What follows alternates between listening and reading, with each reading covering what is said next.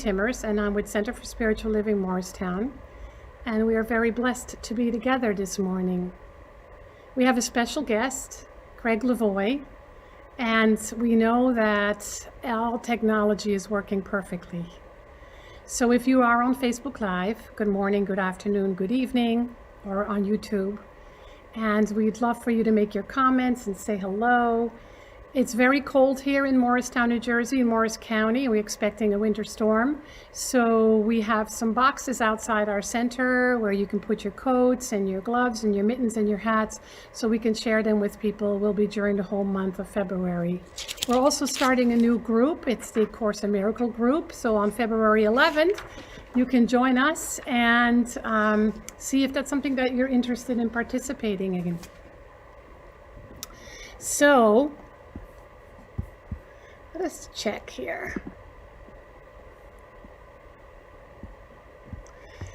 All right, so I see that we're on YouTube, but not on Facebook. All right, I'm just going to keep going. And I'd like to introduce Gregg Levoy. Gregg is the author of Callings, Finding and Following an Authentic Life, rated among the top 20 career publications by the Workforce Information Group, and Vital Signs, The Nature and Nurture of Passion, is the former behavior specialist at USA Today and the regular blogger for Psychology Today.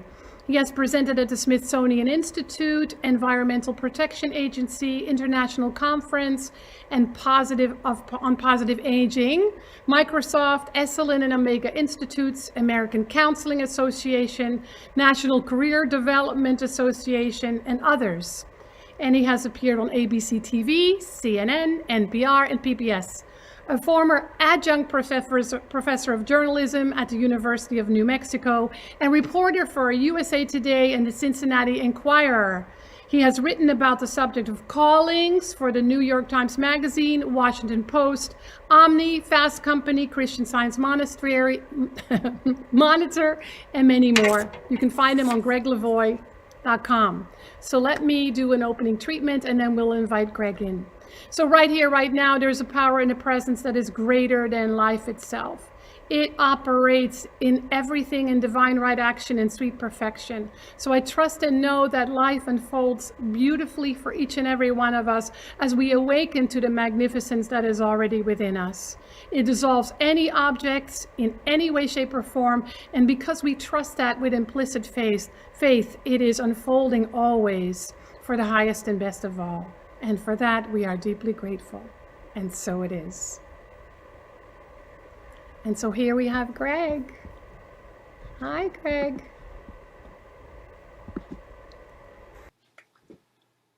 Hello, CSL Morristown folks.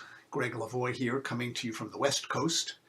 I'm delighted to be able to share some thoughts with you here at the top of the new year, as well as after a year that we thought perhaps would never end. And also, of course, in the continued midst of tumultuous times, but also opportune times. And speaking of, this past year has finally found me entering the brave new world of online teaching and presenting, which only took me 10 years and a plague to finally come around to doing. I love teaching, and I'm a high-touch, low-tech kind of a teacher, so I've always opted for the in-person teaching opportunities. But that, of course, is all abruptly changed, as most of our lives have abruptly changed this past year. And if you're a teacher of any kind, for instance, or a performer of any kind, or you work for a company whose doors have closed, you're also having to adapt, as I have, at least if we want to continue sharing our work with the world and making a living. And nature has, at the risk of being blunt, a simple term for those who are unable or unwilling to adapt to change, and the word is extinct.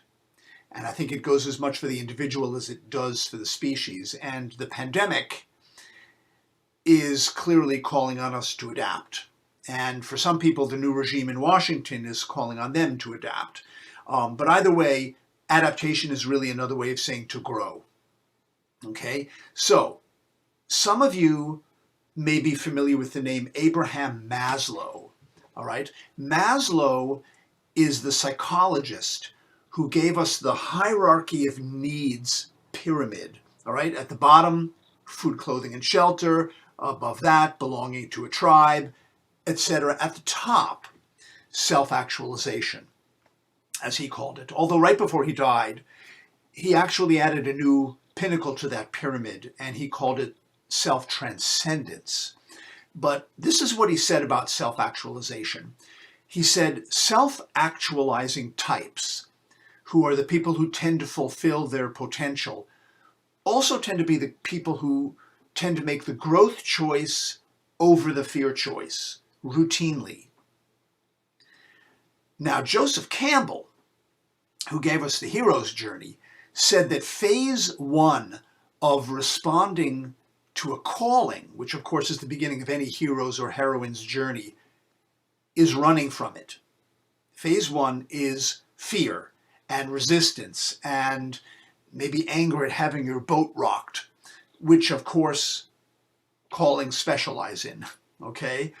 Though it's quite possible that the degree of resistance you might have to whatever this past year has been calling for from you might actually be proportionate to the amount of power and growth waiting to be unleashed when the no turns into a yes, okay? But the pandemic, for instance, is offering us, and apparently will continue to offer us for the foreseeable future, an AP class, a graduate level class in boat rocking, as well as in adaptation, which actually humans have proven themselves to be extremely good at adaptation. Now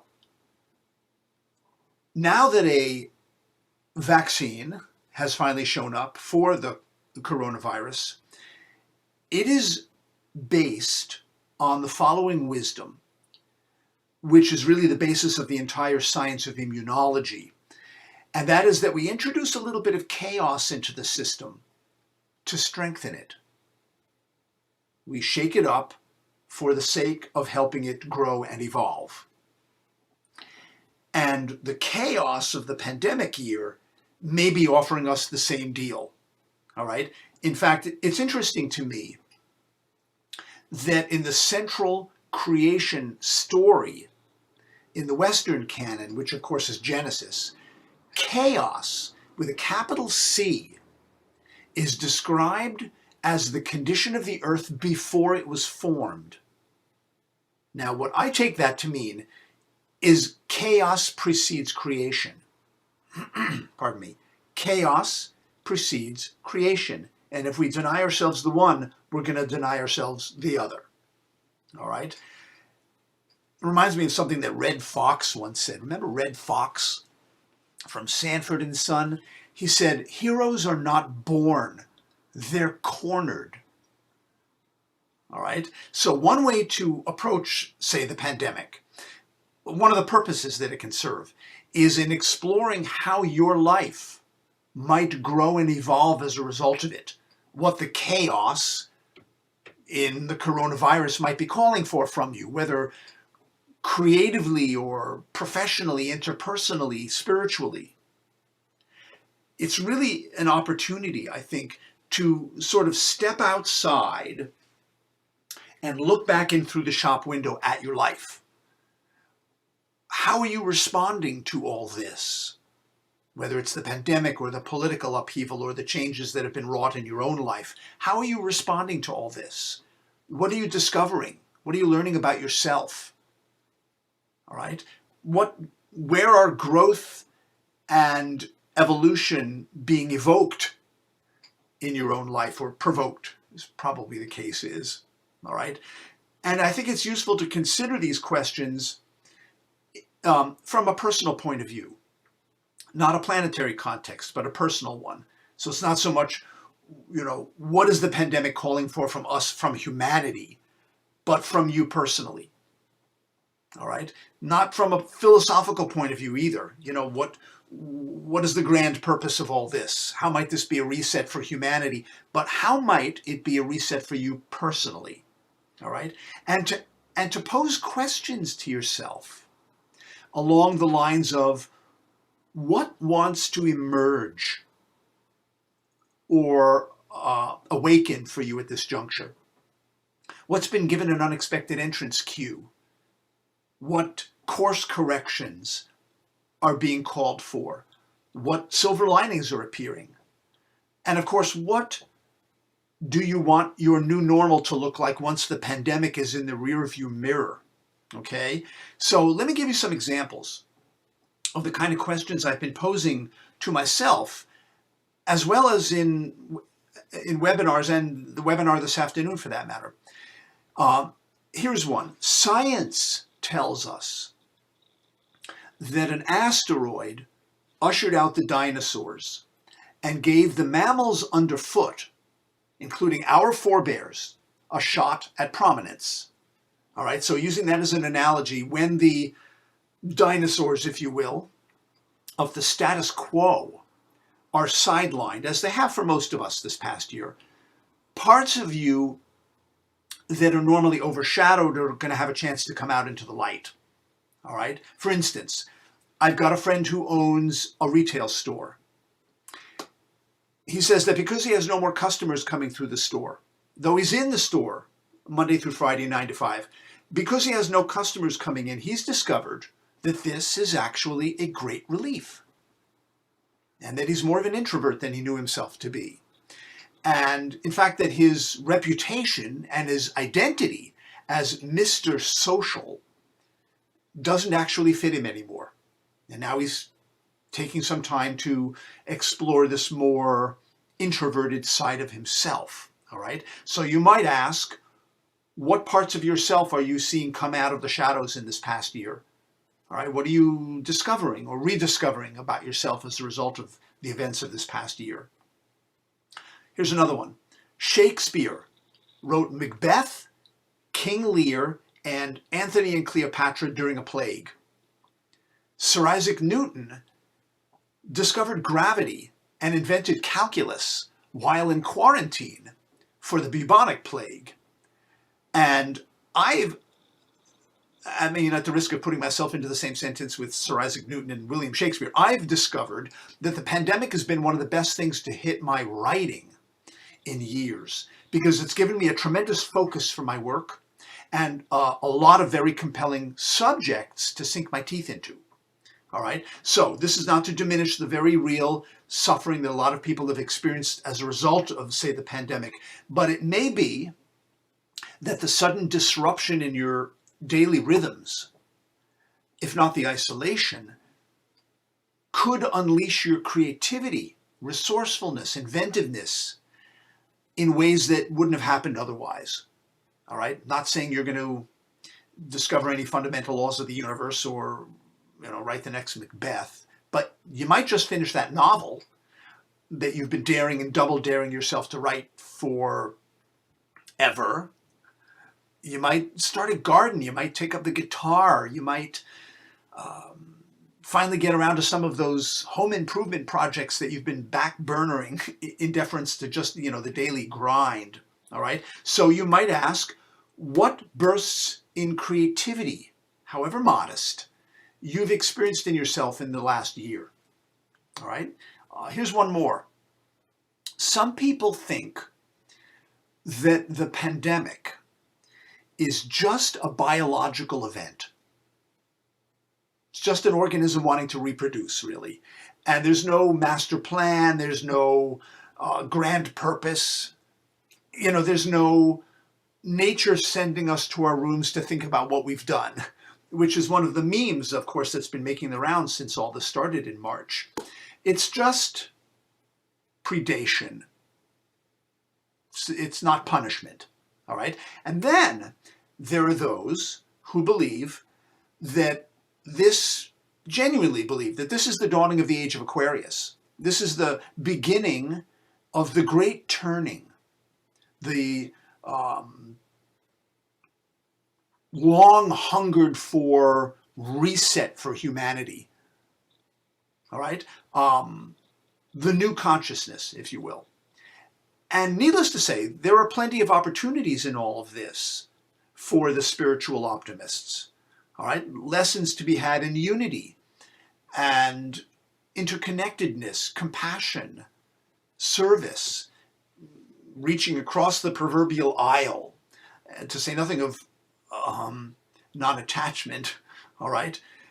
So, to whatever degree you resonate to the second line of thinking, that there's greater meaning and purpose in all this, maybe even a lesson, what do you imagine that lesson might be for you? Again, not for humanity, but for you personally. If all of this has come around to teach you a lesson, what do you imagine that might be? An interviewer once reportedly asked Albert Einstein, of all the questions you've posed into the mysteries of the universe, Mr. Einstein, what do you think is the most important question to ask? And Albert Einstein reportedly said, is the universe a friendly place or not? And I think how you respond to that question is going to impact, if not determine, how your life unfolds. All right? How you're going to interpret and respond to the things that happen to you, including events like the pandemic. So you've heard the expression, trust the universe. All right? Trust the universe. I've been thinking about that phrase a lot lately because I often do at challenging periods in my life. But I've been trying to drill down into it a bit more this time around. And so I've been wondering, what exactly does that mean? To trust the universe. What does that mean? What aspects of the universe are you trusting when you say you trust it? And is this a skill, and is this one you can build? Okay, so this goes by a lot of different names. And frankly, it has a noble lineage. Let go and let God. Trust the process. Have faith. Don't push the river. Thy will be done. All right? But the definition of trusting something is believing in its reliability. Just a dictionary definition. So right off the bat, there's a catch here. Because the universe is certainly reliable. I mean, you know, the sun comes up, the sun goes down, gravity works, etc. But the universe is also reliably unpredictable. I'm thinking of chaos theory, or Murphy's Law, or the law of entropy, or the famous shit that happens. So saying that you trust the universe has to include trusting that it is reliably chaotic and random, which are forces that clearly operate on affairs down here on the home planet, you know, and we've certainly seen that in extremis this past year. And it also operates in your own individual life. So saying that you trust the universe really means trusting it to be itself, which is a combination of reliable and unreliable, and trusting that you yourself will probably operate in a similar fashion. Now, this requires something that I once heard somebody describe as heroism redefined for the modern age, which is the ability to tolerate paradox, okay? To hold two seemingly contrary ideas or impulses or energies or beliefs inside you at the same time and still retain the ability to function. If not, hang on to your cookies and your marbles and your lunch. So faith and fear, us and them, reliable and unreliable, head and heart. Pick your dualities, okay? And paradox requires that we bring these opposites together to talk to one another. Tolkien, who wrote Lord of the Rings, once said, it doesn't do you any good to leave a dragon out of your calculations if you live near him, okay?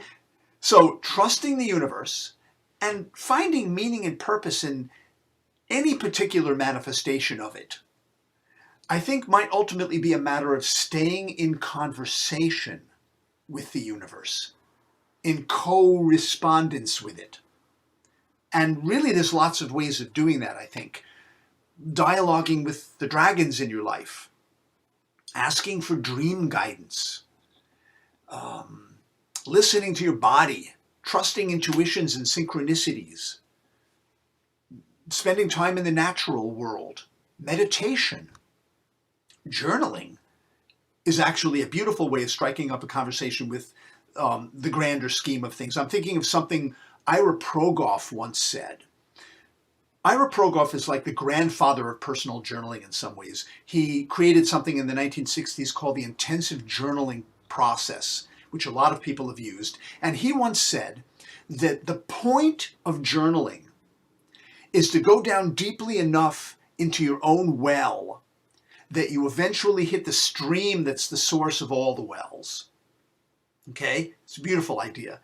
And so journaling would be a perfect tool for striking up a conversation with the universe, as well as just feeling your way through events like the pandemic or the political upheaval we've been living through.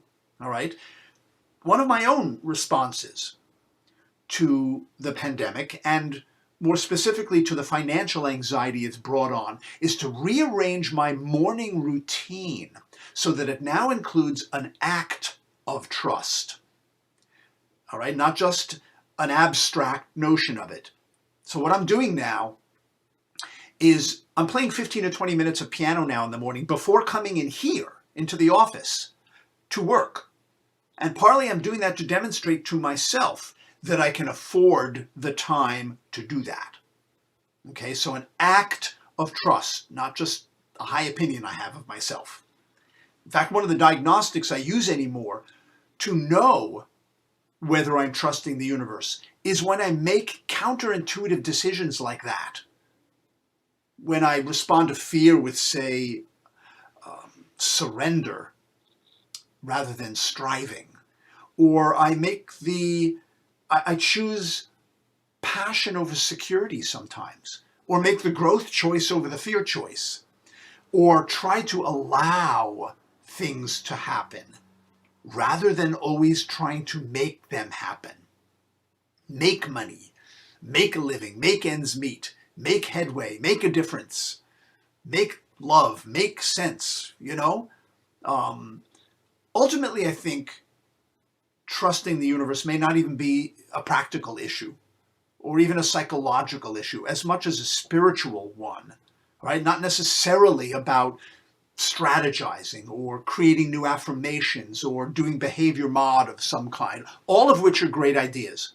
But it may be, among other things, sitting respectfully with things as they are, which I have found first person is a high art. But sitting respectfully with things as they are, all right? Feeling what you feel without even needing to understand it, no, let's do something about it. And even having a certain forbearance for mystery and uncertainty, in here as well as out in the universe. So in closing, I would humbly encourage you to answer Einstein's question. Answer Einstein's question for yourself. Is the universe a friendly place or not? And to explore a little bit about why you think it's either a friendly or an unfriendly place. Why? All right. So I also want to just mention that the webinar this afternoon from 1 to 4 is a very hands-on opportunity to explore what this whole tumultuous year may be calling for from you. What, as it were, the takeaways are for you from this moving forward. So I hope you'll join us. And I want to finally say thank you, and especially Frankie, thank you for inviting me back to share some thoughts this morning. And I'm going to sign off now, and blessings to each and every one of you. Thanks. Well, hello. I'm back anyway. We have some challenges on Facebook Live. We don't know why, but hopefully we got to send you all to YouTube and you got to hear some of Gregg. And this will be rebroadcast so you can watch it anytime. It was an amazing talk. His workshop is not from 1 to 4. It's from 12:30 to 3:30. And some of you have been asking, so I posted the registration link right here in YouTube. It's already been on Facebook for 2 months. So you must register in order to receive the Zoom link. I'll tell you as well. The link is https://chms.breeze.form/5e6306, but it's here in the comments and also on Facebook, all over the place. So we'd love to have you, and we're going to continue to find ways to make all this technology easier and easier. It's full of surprises, teaching our patients. So let's know together that the call of these challenging times are simply a call deeper into our essential self and the tools to live from that place, to allow fear and whatever else to dissolve and to live in a place of faith, trusting the universe implicitly, knowing that it is always for us. So with awe and gratitude, then, we turn this over to the universal light and love and law, knowing that it's already being worked out and that joy is in our next breath and our next heartbeat. And so it is. Bye, everybody.